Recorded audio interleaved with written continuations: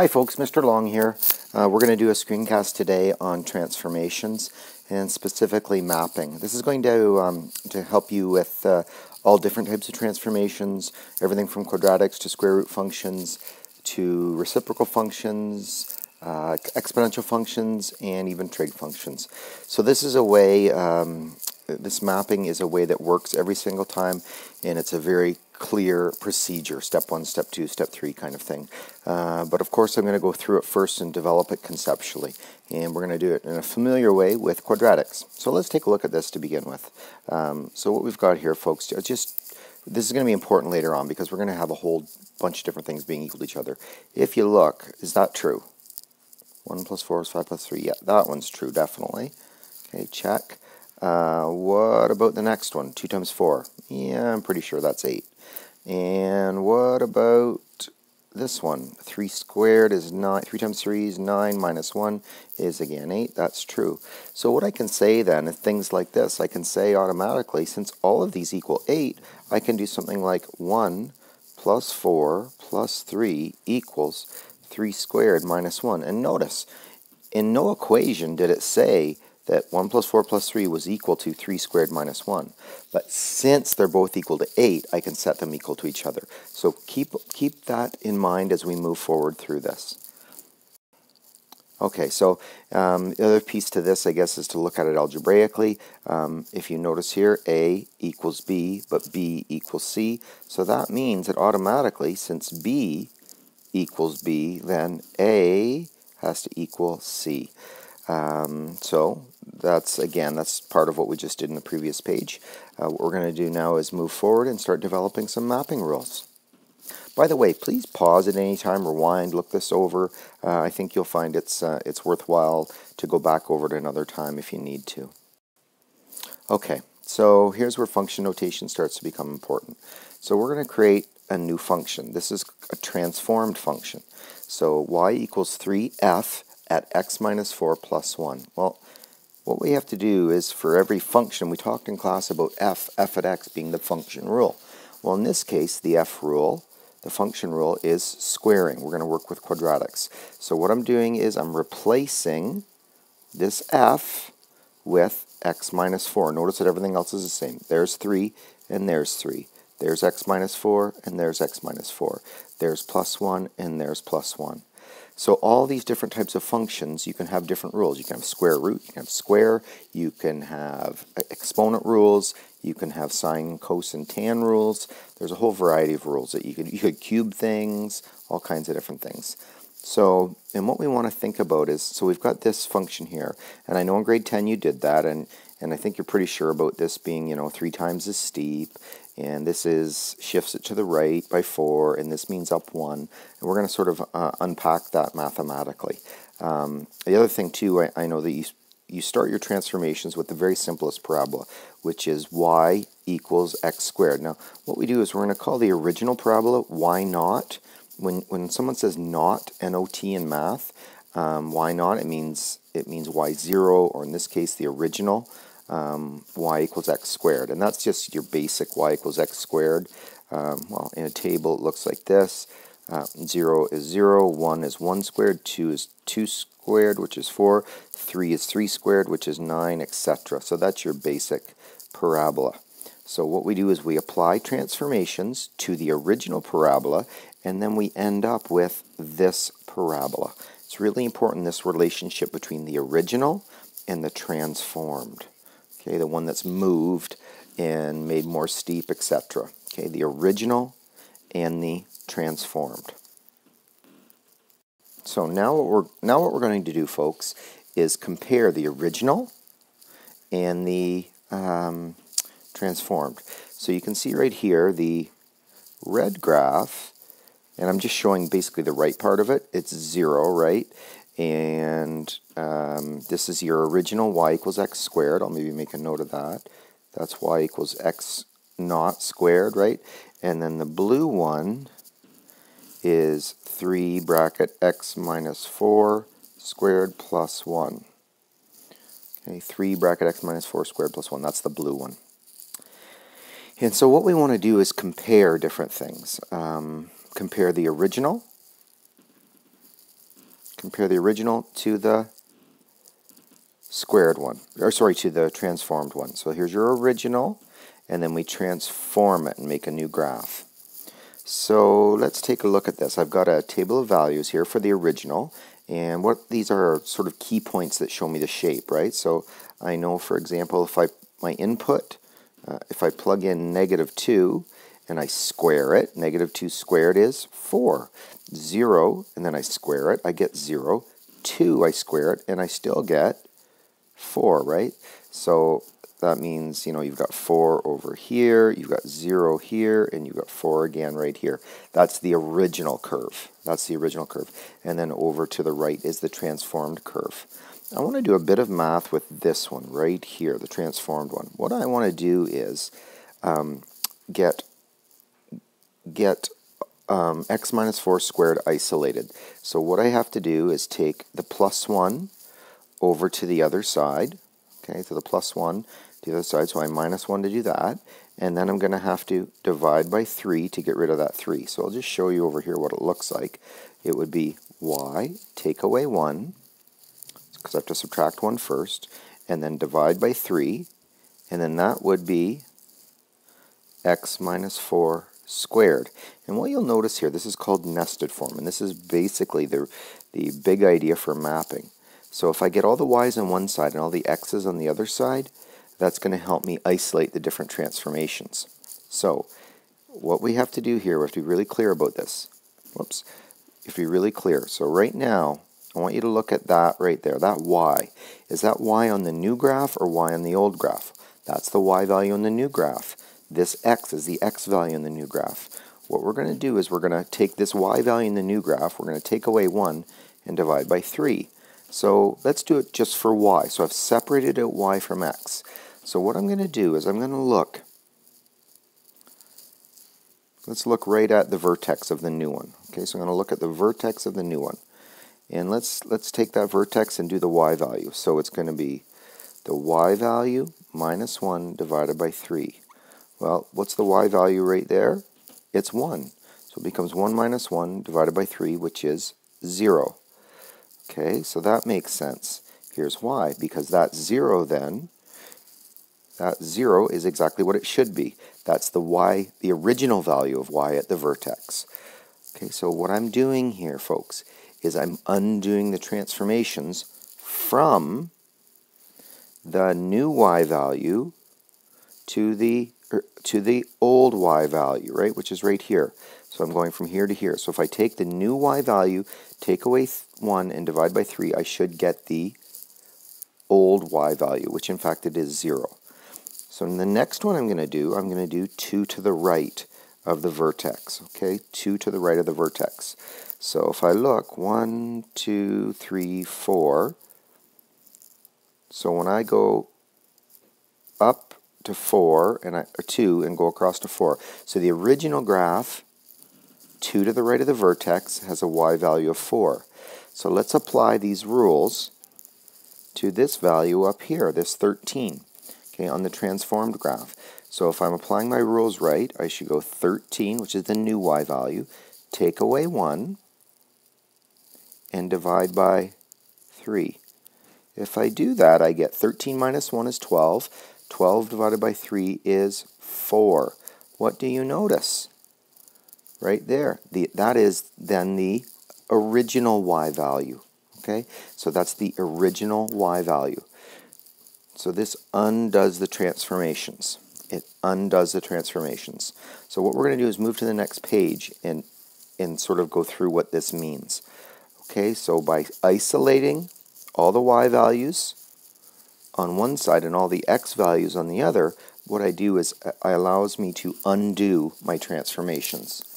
Okay, I undo my transformations. Okay, so this is what we had here. Y minus y1 over 3, or y minus 1 over 3.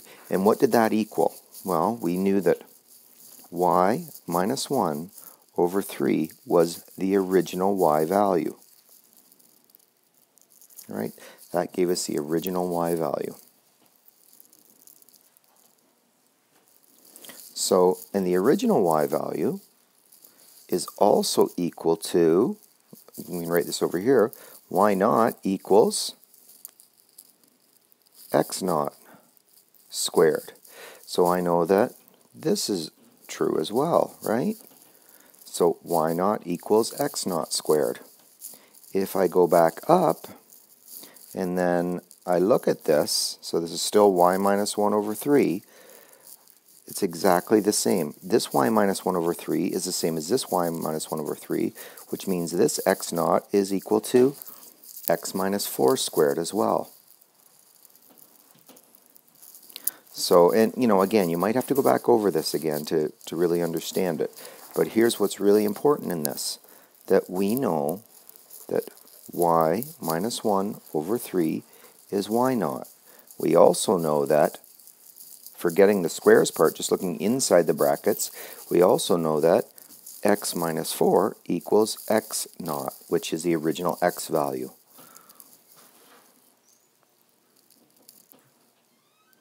We're getting to the end here, folks, slowly but surely. So let's focus on the y value. Y minus 1 over 3 equals y naught. Let's go back and isolate y. So to isolate this y, I have to times by 3, and I'll get y minus 1 equals 3 y naught. And then I have to add 1, and that means that I get y equals 3 y naught plus 1. So what that means is, to get the new transformed value of y, I take the old one, I times by 3 and add 1. Now for the x value, let's look on this side here. I know that x minus 4 equals x naught, or the new x will equal, now I want to add 4 to both sides here, equals x naught plus 4. Okay, so those are our two really important equations. Those are our transformation equations, and I'll maybe just go like so, and go like so. So if I look at this, I'll just erase this line here and show you what I've got here then is, here's my original, x naught and y naught. So the original graph is y equals x squared. It's just the original y equals x squared. And the key points we're looking at are negative 2 and 4, 0 and 0, and then the other one would be 2 and 4. And then I apply my transformations. And my transformations are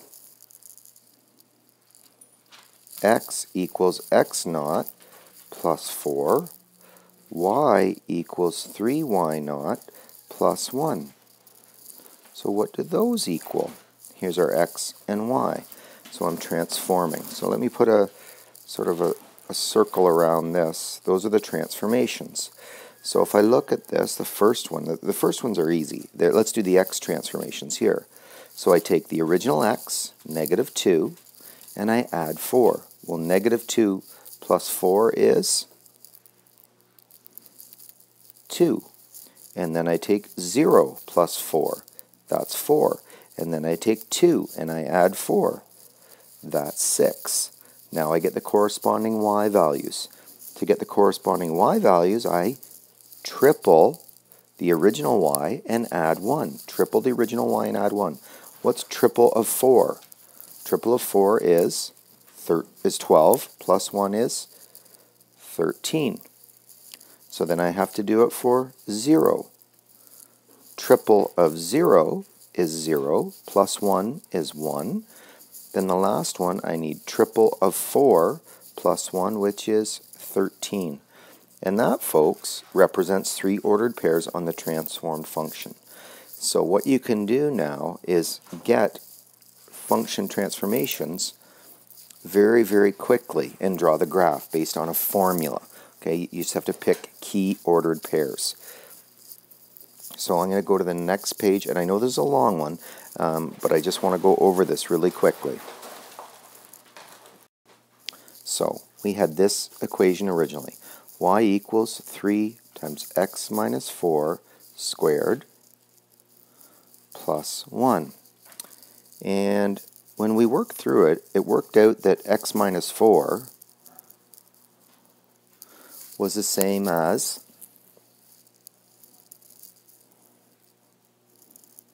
x naught squared plus 1. And we also know that x naught squared is the same as y naught, the original, plus 1. Whoops, not plus 3, plus 1.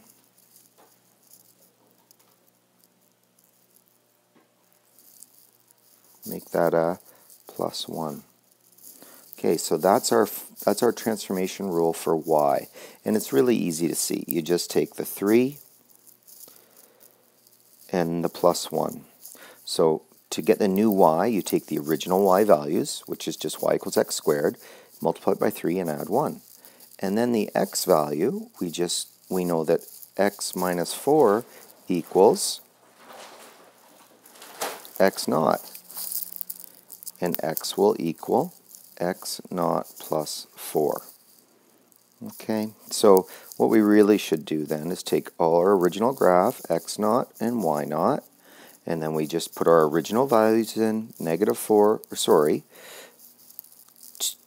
2, 0, and 2, and then the original squares of those, 4, 0, and 4. And our new functions are x naught plus 4 and 3y naught plus 1. Okay, that's our new x and our new y. Okay, and you can see that really quickly. So instead of actually drawing it, I can just get those 3 points and plot the sketch. Okay, and just plot the sketch. So x naught plus 4, I have to take this value and add 4. So again, this value and add 4 is going to be 2. This value and add 4 is going to be 4. This value and add 4 is going to be 6. Then I do this one. Triple of y naught. Triple of 4 is 12. Plus 1 is 13. Triple of 0 is 0 plus 1 is 1. Triple of 4 plus 1 is 13. So this is the table for your transformed function. So you can actually just plot those points, and that represents the graph of y equals 3 bracket x minus 4 squared plus 1. So just to consolidate this will be the page. Let's take a look at some different graphs. So what if I wanted you to graph y equals negative 2 x plus 5 squared plus 4. Well, what would that mean? Well,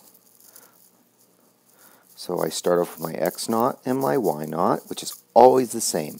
And what I suggest as the key points are negative 2, 0, and 2. Negative 2 squared is 4, 0, and 4.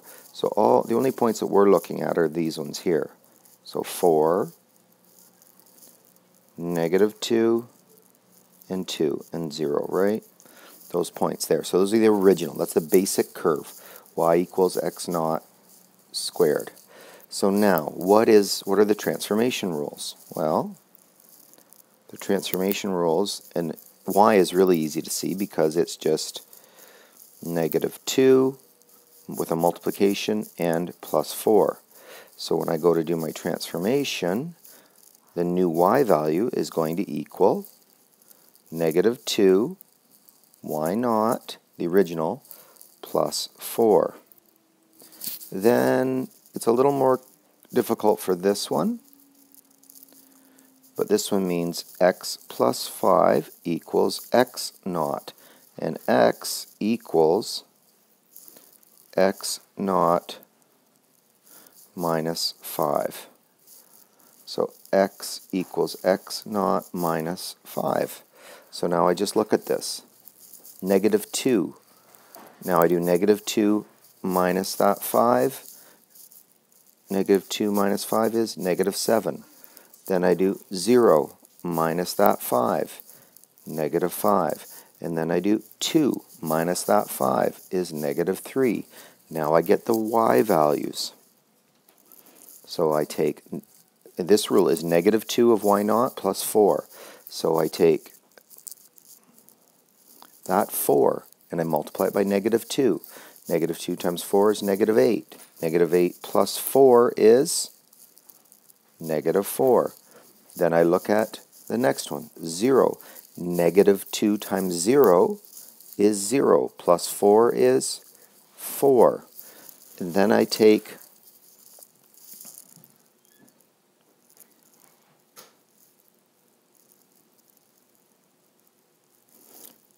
oh, yeah, that's right.